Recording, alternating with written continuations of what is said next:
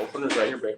Buenos Dias Gunners Collective. Back at it. You already know, like fucking Sabato on the corner shooting smack, like a smack addict. Anyway, trip out. It's me and Dubs. It's a Thirsty Thursdays. You know how we get it in. Modelo time, right? Modelo, you need to sponsor us, Modelo. Fuck with us. You and Joe Rogan combined between you two, we'll have some money. Now, trip out. Dubs just dropped part 1. Make sure that you guys go over to his channel. Go trip out on part 1. We talked a whole bunch of different topics, man. We talked psychology, and we talked chirus and a little bit of everything. So, Sasuke, whatever you're interested in, and I know there's some of you are, go over there and tap in with part 1. And you'll definitely hear what you want to hear. Right here on part 2, there's no rhyme or reason. We absolutely don't know what we're going to talk about. What we're going to do is just drink and chop it up. Whatever comes to mind, because you know what? I figure that's the route we should go. You know, I know that we definitely want topics, and people like to listen to some substance. They want to hear something about something. But fucking with us, bro, I mean, we done said it all already. There's not too much. And then Gunner even makes words up. He said substance. See, you guys, that's a whole nother level of substance. Do you see how I do it? Instead of substance, I said substance. Do you see how I hit it with the dispositivity today? I make my own words up because fuck it. Hey, what about when you were trying to say caricature the other day and you go character? Yeah, I said caricature. I said, listen, I don't give a fuck. I make my own words up. Sasuke, gracias for the game. Like and subscribe.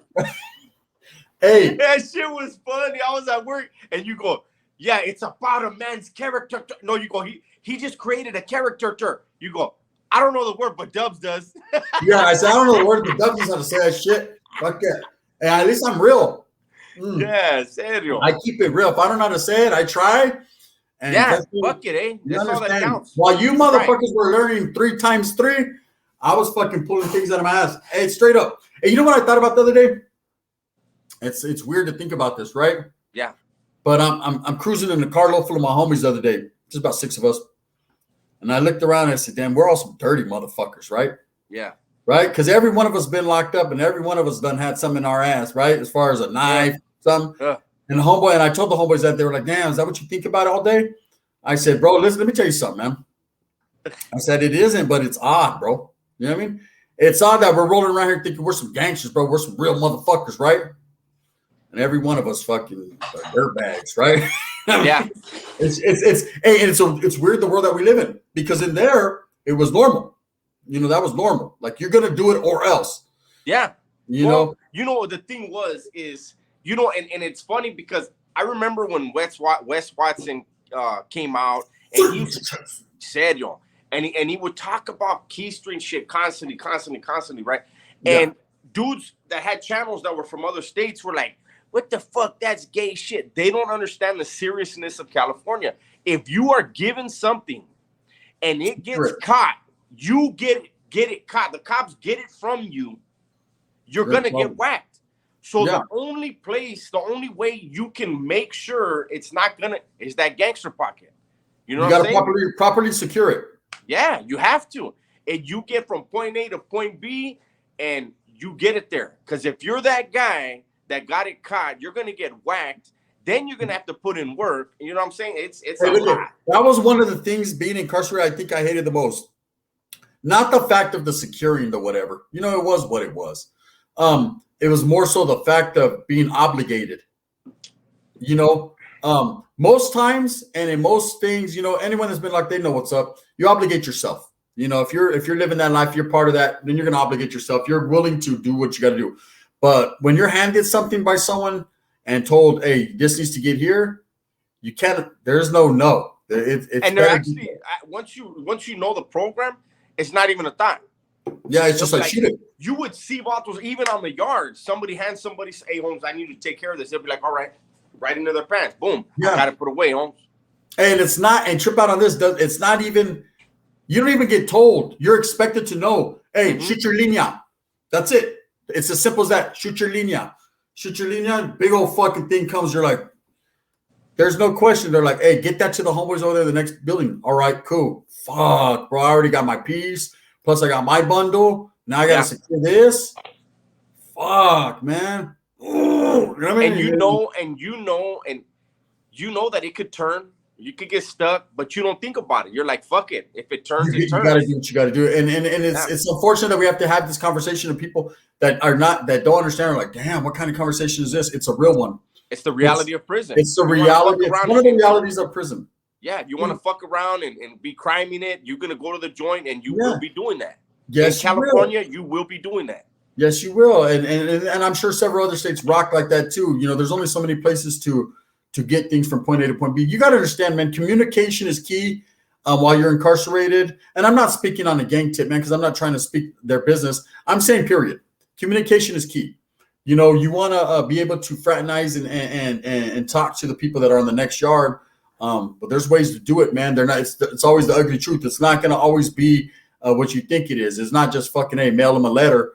Sometimes there's things that can't be spoken on that you just have to secure and get there. And once that is secured, it's up to you to make it happen. And if for somewhere along the line, man, you get a potty watch or you get snatched up or it gets intercepted, potty watch is horrible. Hey, I did potty watch. You did potty watch? Fuck yeah, I got MRSA in potty watch. Hey, where they turn your shit backwards and tape you up, and that's it. So this is how they did in New Folsom. Mm-hmm. They put you a pair. You have your pair. They strip you out, and they only hand you your boxers back to you, right? Yeah. You put them on. Then they hand you a second pair, and you put those on backwards. Yep, backwards. Yep. They tape the waist. They tape the legs. Then they give you a jumpsuit. You put that on. Then they give you a second jumpsuit. You put it on backwards. They tape the waist. They tape the arms. They tape the legs. Put the waist chain on you. Shackle your arms to your waist. And fucking put the leg shackles on you and throw you in the cell. And a cop sits in front of your door. Hey, let's check this out. I was in How many shits do you have to give them? How many shits you have to give them? 3. So check this out.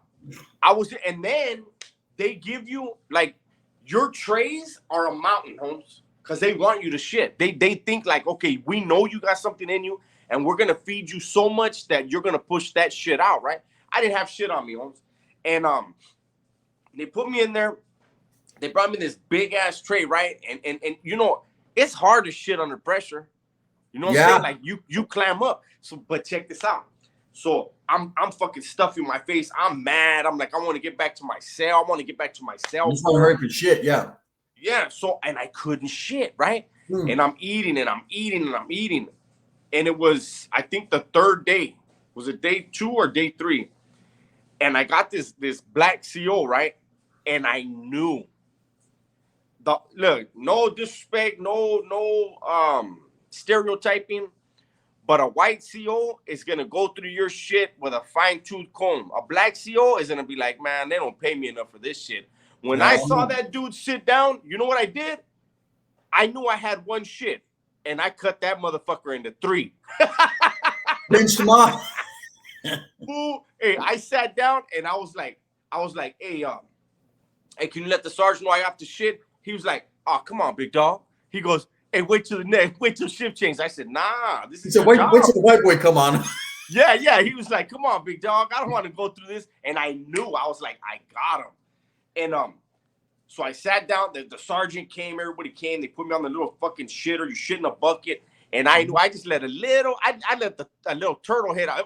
Clamped on it, and I was like, that's all I got. They were like, dog, you got more than that. I was like, nope, that's all I got. That's how you get. Hey, the sergeant left, and that CO was right there holding the bag, and he was smashing. He was like, man, this is fucked up. Don't shit again. Little did he know, he had 8 hours to be there, and I knew I was going to cut this into 3.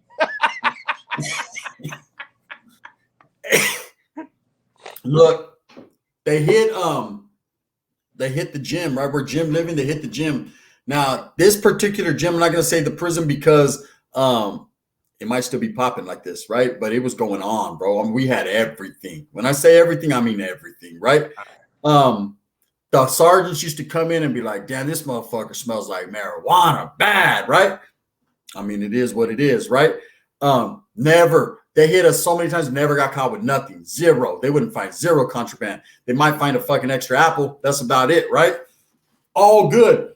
So one day they say, oh, we're going to creep on these motherfuckers. We know these motherfuckers got some, right? So they literally crept on us about 3 a.m. Down! They come in that motherfucker like the SWAT team, bro. Putting big old spotlights in our face, snatching us off our bunks, fucking taping us off, everything. They put us all on the yard because we're in the gym. They couldn't put us on the oil. They put us on the yard. Bro, I'm telling you right now, there was homeboys walking. The cops have them handcuffed. There was motherfuckers walking with shit running down their legs, bro. They're shitting everything out right there. Just right there as they're walking. Everybody was letting their shit out because everybody was secure. Everybody was shitting people were shitting out pieces, kicking them. Just everything. I was like, damn. Hey, it smelled like shit on that yard. I felt sorry for the yard crew, right? I was like, hey, everybody got up, was those shit all over them, like, because the moment that they came in, everyone just let loose. Oh, fuck that, right? Yeah. They were taping fools up. Fools were trying to shit while they're I mean, it was all bad. Whole bunch of people got popped, but a lot of people didn't. You know what I mean? Mm-hmm. And once it's out, it's out. If it's not on you, you're good. You could have shit running down your leg to your ankle, and it's fucking piece right there. Hey, that ain't mine. Yeah, that ain't mine. I don't even know whose that is. You know. And the cops know. That's why that potty wash, that's why they tape you up so quick, because they know they got to get it on you.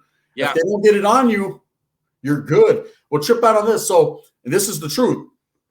So when I actually got off, I didn't flush my piece. See, I had a fucking metal piece, right? So when I actually fell off or whatever, and I went and got off on the yard and I went to the oil in Susanville, I had my piece still secured. I don't know why I didn't leave it. I figured if I left it in the cell, then I'd be caught up for it. I didn't have no one to pass it off to. It was kind of just like, I'll take it with me to the oil. So when I get there, in the oil, there's 2 cages in the middle of the day room. These are the cages where they'll put you for potty watch. They'll have a placard, just sit there and watch you, right? So when I get there, I'm standing there, I then got off and everything. I'm waiting for them to put me in a cell. And it's like shift change. Like shift change happens in this time, right? So the sergeant that was there was like, hey, we're going to potty watch this guy. I know he has something on him, right? I can just tell, right? So I'm like, oh, shit. He was like, but we'll let next shift go through all that shit, right? Shit, bro. You best believe when they came to finally snatch me up, there was nothing but a big old pile of shit and a piece sitting right there. Yeah, straight up. I was like, hey, that was there when I came in here. Yeah. That was there when I came in here. And then they were like, fuck, but they slipped. They didn't get me. They didn't get me. I mean, they tried though. And I was like, damn. And I was thinking, and then my boy was like, damn, fool, you were stupid to take that with you. I said, I had nowhere to put it. If I'd have left it in my cell whenever they're bagging me, because me and my cellie both got off. When they're bagging our shit up, they're going to find the piece. You know what I mean? I couldn't flush. It was metal. You know what I mean? There was no one to shoot it out to. If I'd have shot it out, they would have known I'm going to get off. So I was just stuck. Let me tell you something. I remember in Pelican Bay, after the riot, right? And we're all in that SAG, and we had steel back there. We were chopping our bunks. It was on, Holmes. It was, I mean, A yard, B yard, everything. Look, there was, so after the riot happened, there was A1, A2, A3, and B7. They made all of them ad SAGs. There was 4 fucking ad SAGs. Everything was slammed. We were back there in ad SAG and we were chopping fucking bunks, but we were also making plexiglass pieces, right? Yeah. So we knew which homies had steel and which homies had plexiglass, right? Yeah. And we had the cups, the state cups, the little brown ones, the hard brown ones, the little ones. Yeah. They make really good fucking pieces. Oh, yeah. And so check this out. So they kept raiding our ad SAG, right? The building I was in. They kept raiding us. And I remember me and my Sally were coming out. And the homies in front of us, we knew they had plastic. Yeah. And you know the deal. You're cuffed up in the back. They stop you. They fucking wand your face.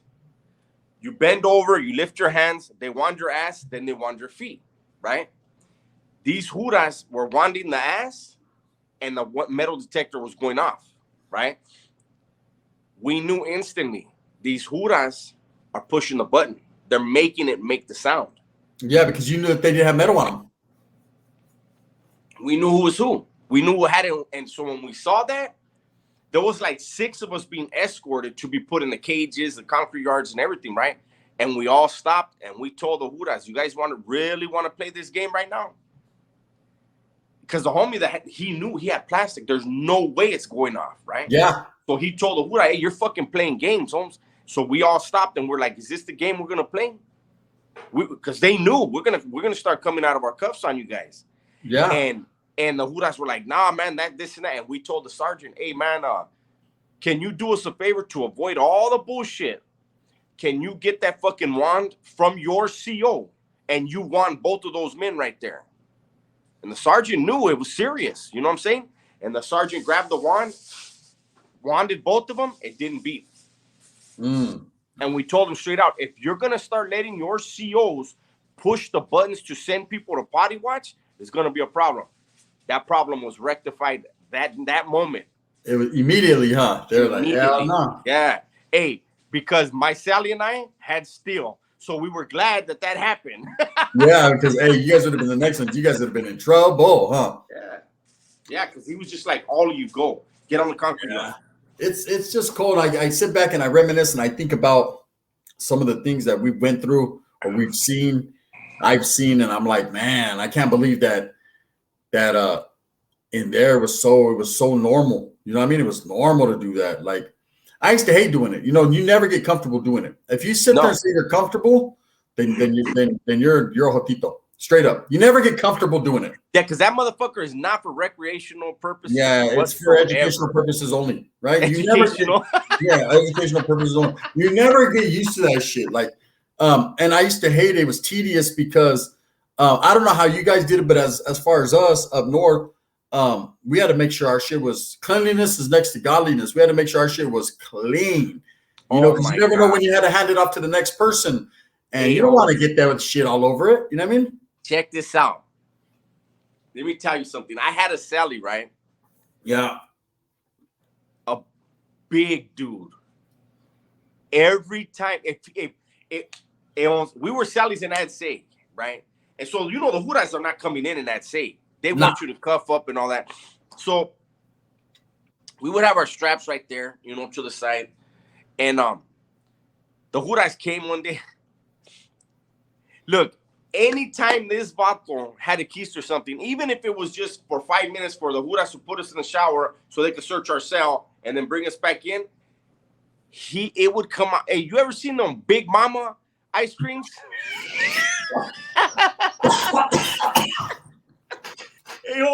That bottle, every time he would fucking sit down, he goes, hey, let me get my shit out first, homie. Big ass dude. And he would sit down and he would pull it out, and he'd be like this. Every time he would look at him and go, fuck, Holmes, that's why I hate doing this shit. And I remember the first time I was like, what happened? And I swear to God, we had keistered our shit for like 10 minutes at the most. That bottle held it up and it looked like a Big Mama, Holmes. It had a big old head on top and the handle on the bottom. Hey, I remember one time I had some shit secure. I was like, damn, I got shit bad. Like, I really probably just didn't need to take it. Damn. Hey, and I took a shit about that big, and you could just see the white little thing in the middle of it. I had to break that motherfucker and dig. Oh, let me ask you this. Hey, I can't believe we're having this. I wanted to flush it. Hey, I can't believe we're having this conversation, but we are. Look, in the buildup to the war in Pelican Bay in 2000, right? Every day we were strapped. We were just waiting for the go. You know what I'm saying? We're going now. We're going tomorrow. Whatever it was, we're just waiting. And you know, when every day putting a knife every day, it's not good for you. No, hell no. There were days, homie, no bullshit, where I let it come out just a little bit and put my finger there and held it there and let the shit go right past it. Hey, that's lazy. You said, fuck that. I ain't trying to.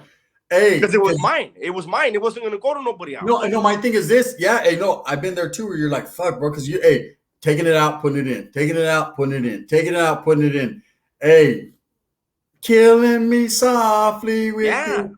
You know what I mean? You're killing yourself slowly. It's facts, bro. It's facts. It's one of the harshest realities of being locked up.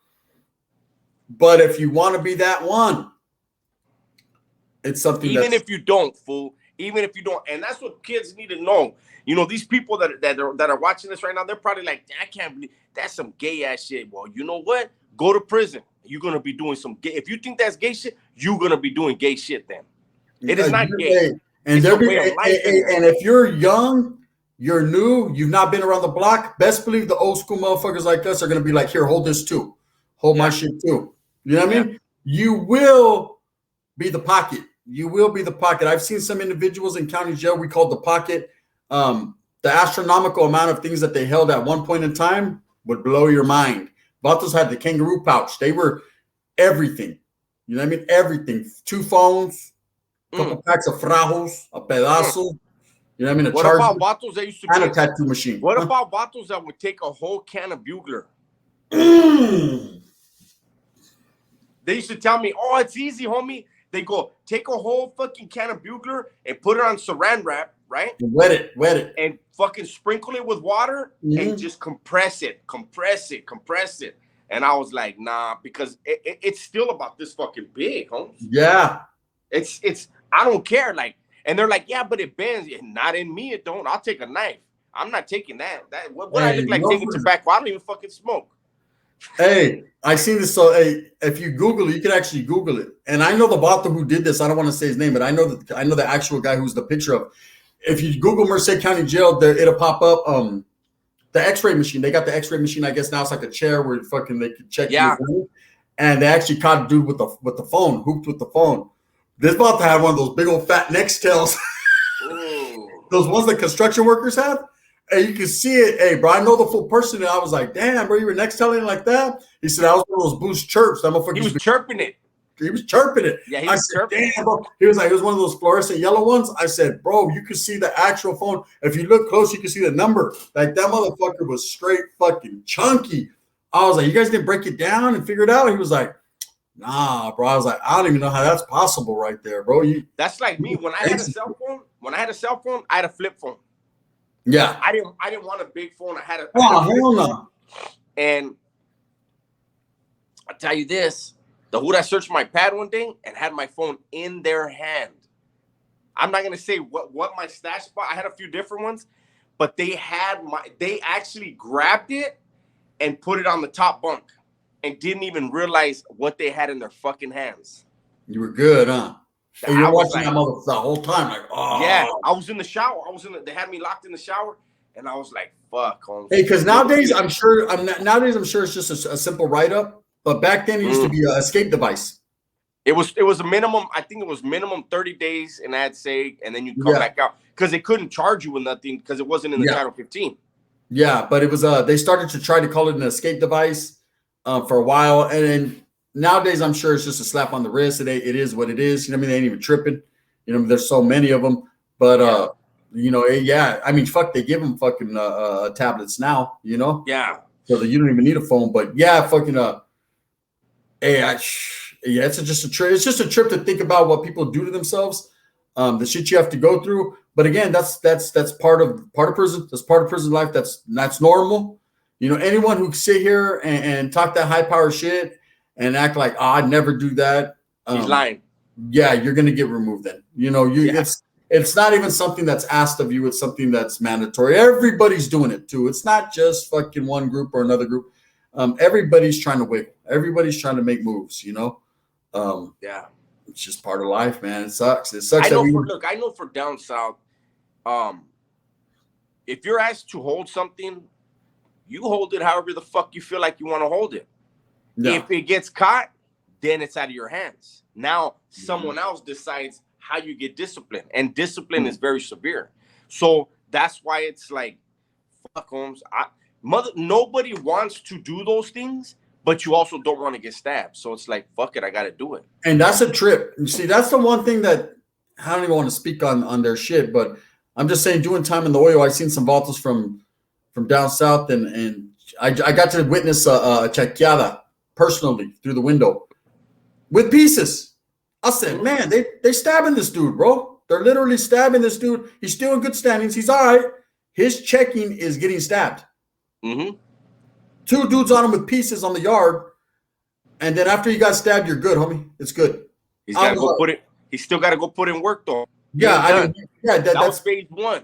Phase 2, we got to put in work. Shit, phase 1 hurts. No, but that's the stuff. Again, like, we don't talk about that stuff, but since you brought it up, these are the things that people on the streets need to understand. You know, like, it is not a game. You're playing, you know, it doesn't matter how much time you're doing. There are men who have been there 30, 40, 50 years. Yeah. And when you step into their house, they expect a certain thing. And when you decide every now and then you want to think as an individual, then you get a cold reminder. You really don't matter. Get in line and you'll be all right. You know what I mean? It's a cold game, man. With that there, gente, I think we pretty much spoke on the whole shitty aspect of prison, right?